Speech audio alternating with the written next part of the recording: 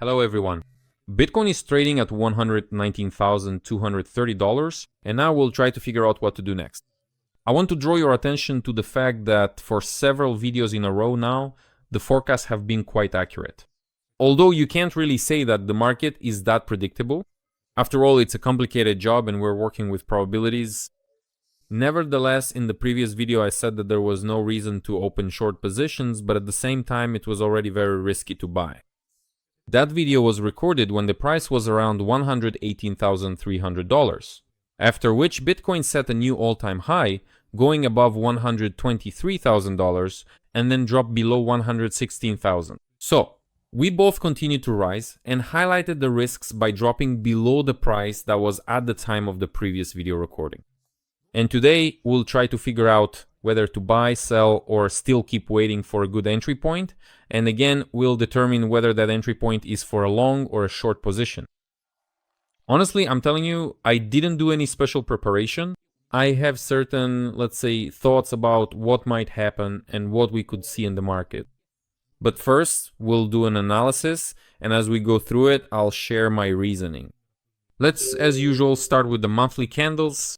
I have some markings on the chart, but for now we won't touch them.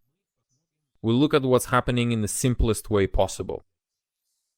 Monthly candles. What does the July monthly candle tell us here and now? It tells us that we are seeing growth. Half the month has already passed. Notice the rather modest volume during this growth. This suggests that this growth isn't really being supported by traders. In other words, few people are participating in this movement. So this means you need to be very careful because this growth could turn into a decline at any moment. At the same time, just like before, there is no reason to open short positions if you look at the monthly time frame. Here we have a perfectly normal green candle, at least for the middle of the month. There are no huge upper wicks here. Well, the growth continues. That's all we can say here. But there is one very important point you need to pay attention to. I've mentioned it several times already. Look, here is one high, here is the area of one high, here is the area of the second high, and here is the area of the third high, which is where we are now. Now let's take a look at the consecutive highs of the RSI indicator. Here is one high, which corresponds to this price level. Here is the second RSI high. Here the price is higher. And here is the third RSI high. And each subsequent RSI high turns out to be lower than the previous one, or at least not higher. Well, it's hard to say here whether it's lower or the same at this point, but it's definitely not higher. This can definitely be classified as a double divergence. A double divergence on the monthly time frame is a very significant risk of a decline. So if I were an investor, I definitely wouldn't be buying Bitcoin right now. Yes, everyone says that Bitcoin will keep growing forever. Bitcoin is digital gold. But from my point of view, investment purchases here are unacceptable. Well, at least as far as my ability to analyze the market goes, and based on my fairly long experience, I've been trading on the market since 2017. So, now that's it. The risks have been outlined and the reasons to open again. I need to mute the sound because there are notifications. These notifications say that Ethereum, well, you can't see it, but I can see that Ethereum has already covered quite a distance and is now in the overbought zone. But right now we're talking about Bitcoin. So there are no reasons to go short, but the risks are absolutely clear when you look at the monthly Bitcoin chart. Weekly candles. On the weekly time frame, what we see for now is just one thing: we've reached the RSI 70 zone. This is quite a borderline area. And in theory, there could be a pullback down from here. But on the other hand, again, there are no reasons to open short positions right here and now either. The situation might change by the end of the week, but at the moment we have no engulfing patterns, no red candles. It's just growth here, which continues in some direction. As for where, we'll look at the daily time frame to see the potential for growth, to see how high Bitcoin could go. Here's what I want to draw your attention to. I want to draw your attention to the fact that the previous week, let me zoom in on it for you. Look, it closed almost without an upper shadow. Very often weeks like these, or rather, candles like these are precursors to pullbacks downward. Why is that?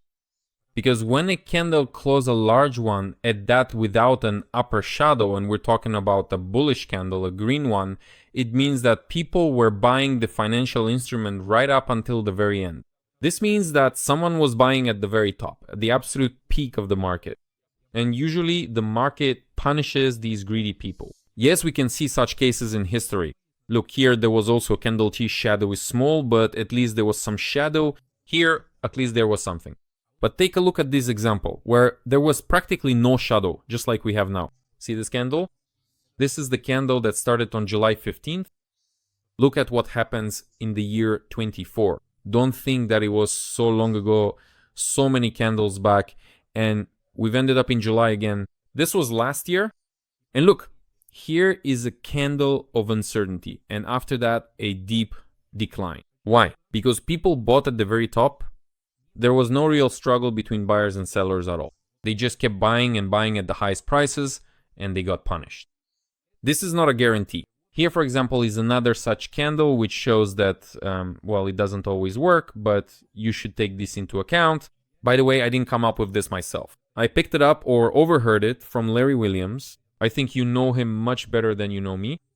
But these kinds of patterns also call for caution. But there is no reason to open a short here. There simply aren't any yet. The growth continues here. Now let's switch to the daily time frame. Daily candles. Here, there is already something that makes you think. Look, on the 14th of July, we updated the all-time high, setting it at $123,218. Already the next day, selling began. Look, the red candle has a much, well, not much, but noticeably higher volume than the green candle that set the new high.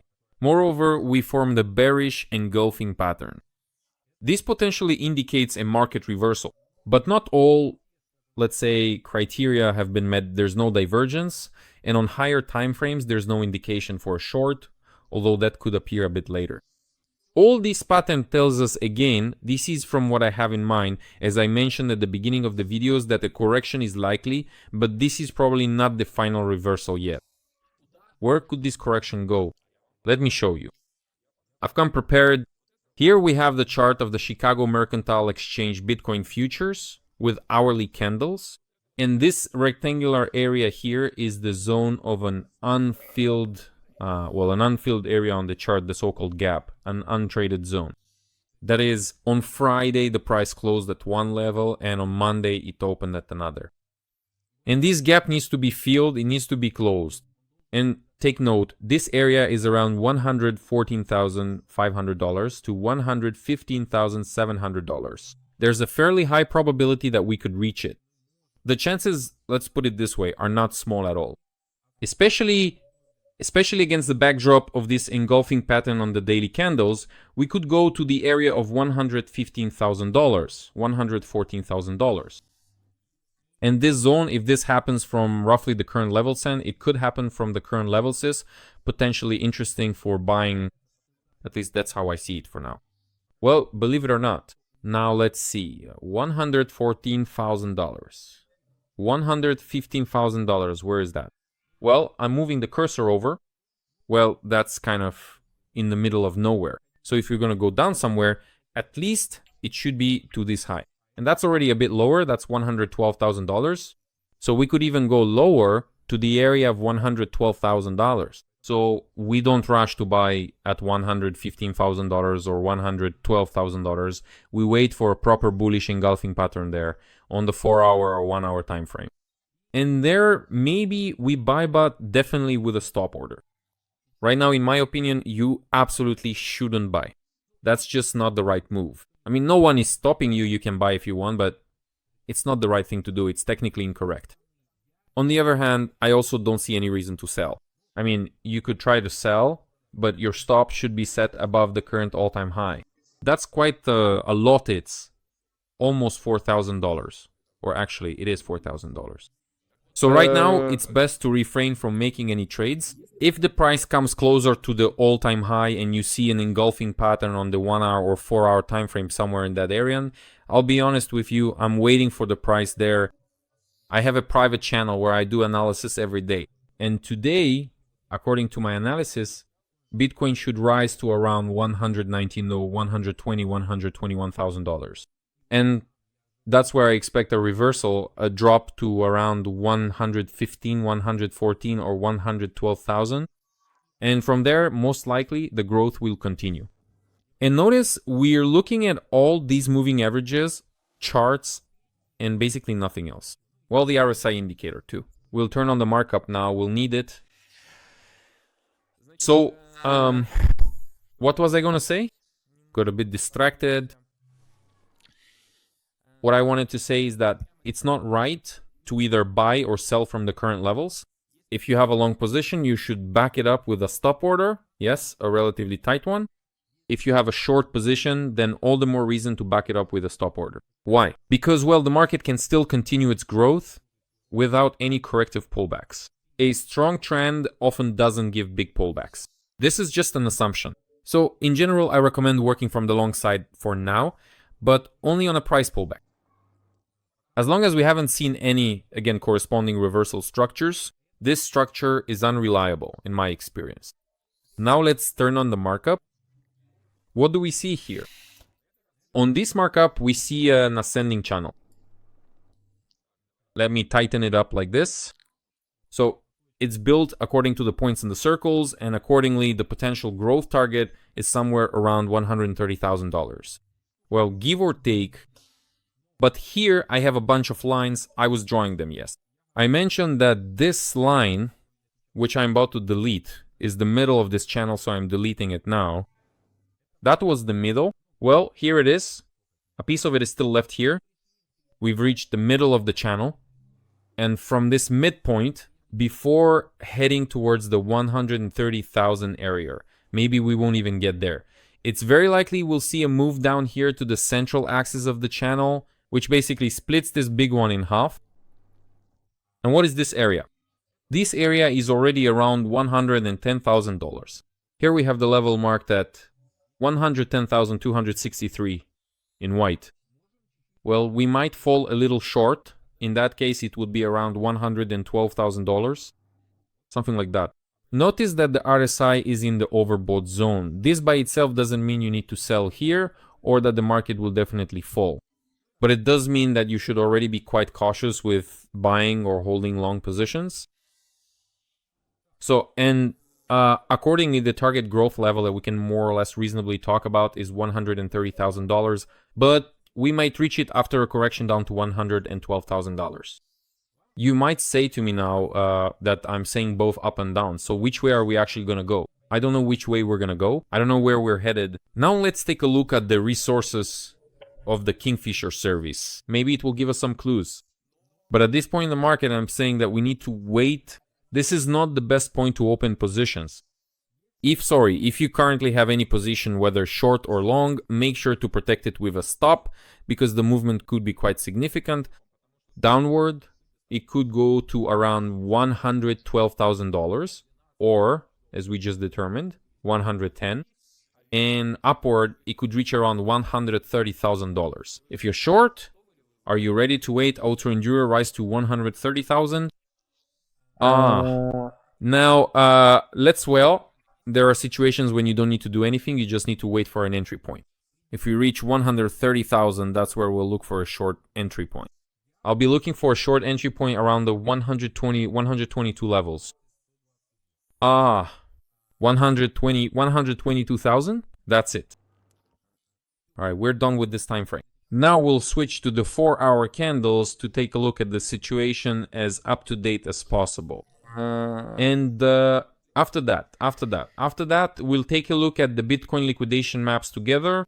Maybe they'll give us some clues. Take note, right here we had a divergence, right? Here the highs were flat, while the price highs were rising. This divergence indicated potential downside risk, and the drop did happen. We entered the RSI zone below 50. You could say that this divergence has played out, and we should basically forget about it now.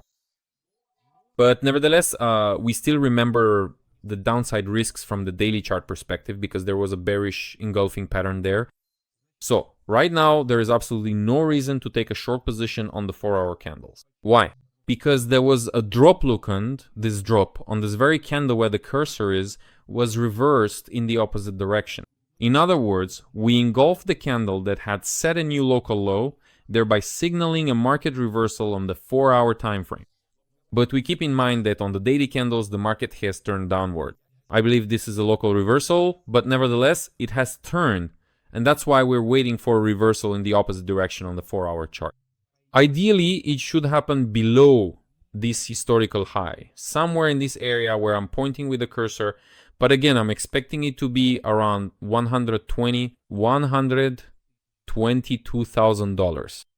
Well, I also do other analyses for myself, but explaining all that would take a very long time. The video is already turning out to be long, but at least it's high quality. And in this area, when we see a reversal, if we do see it, then you can try to take a short position, but definitely with a stop either above the historical high or above the high of the candle that marks this reversal. That candle, of course, should be red. That's all for now. Now, let's switch over to the Kingfisher service. What do we see here? Here we have the Bitcoin liquidation map. Let's refresh it first. There, we've refreshed it. And here the picture is quite interesting. Look, we have this huge peak value here. I'm not sure this is just my assumption, but I tell myself that these are probably long positions that theoretically could be liquidated. There are a huge number of positions here, yes? Just look at how large the volumes are.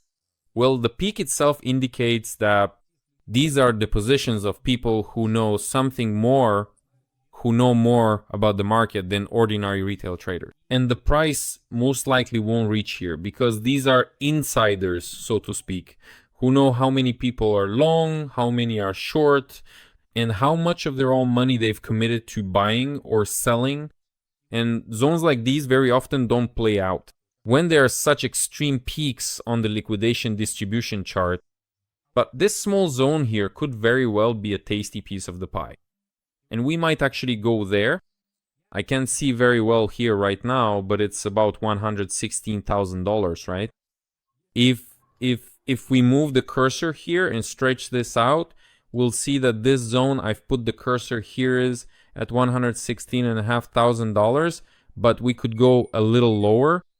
And now we also have a liquidation map with the optic parameters. These are the closest liquidations. Potential ones, of course, meaning we have no guarantee that it will happen exactly this way and not otherwise. Look, and here we have a situation as well.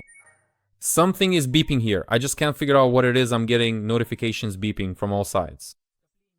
And here as well, there is a cluster of liquidations with high leverage located in the area of $116,500, $118,000, which suggests that there is a fairly high probability that Bitcoin will move into this area. And there could be a continuation from there, right? So if you're looking for a continuation, it might just follow. So let's draw some conclusions. Looking at the Bitcoin chart, we currently don't see any reasons to open a short position. We do see that there are downside risks which are indicated on the daily time frame. We see that Bitcoin has a potential growth target of $130,000, but before that, we might experience a correction down to the area of $115,000, $106,000, or even $110,000. Therefore, for now, we are staying out of the market, or we are holding our positions with a tight stop and either waiting for a short entry point, as I mentioned, around $120,000 or slightly higher, or we are hoping to take a long position around 110, 112, or 115,000 when the market forms the appropriate structures. For now, you just need to observe if you don't have any open positions. If we speak in broader terms, my opinion is that Bitcoin will set a new all-time high again, with a fairly high probability. This is just an opinion based, let's say, on some inner intuition and on many years of experience analyzing Bitcoin charts specifically. Let me remind you that you can like this video, leave a comment, and subscribe. I would really appreciate it. See you next time. In the next video, I'll try to take a look at Tesla stock, probably. Let's finally talk about the stock market. Goodbye.